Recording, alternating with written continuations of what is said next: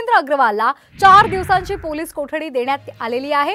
28 मे पर्यंत पोलीस कोठडी देण्यात आली आहे। पोर्सच्या चालकाला धमकावल्याप्रकरणी सुरेंद्र अग्रवालला पोलीस कोठडी सुनावण्यात आली आहे। आताची महत्त्वाची बातमी आपण पाहतोय साम टीव्हीवर। सुरेंद्र अग्रवालला 4 दिवसांची पोलीस कोठडी देण्यात आली आहे। या संदर्भात अधिक माहिती घेऊयात आमचे प्रतिनिधी नितीन पाटणकर यांच्याकडून। नितीन, का अधिकचे अपडेट्स मिळतात? सुरेंद्र अग्रवालला 4 दिवसांची पोलीस कोठडी देण्यात आली आहे।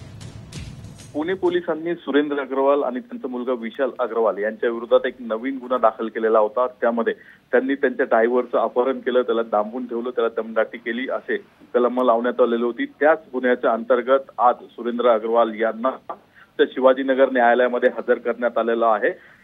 शिवाजीनगर कोर्टात अग्रवालने गुन्ह्या प्रकरणी 4 दिवसांची पोलीस कोठडी सुनावलेली आहे। 28 मे पर्यंत ही पोलीस कोठडी असणार आहे।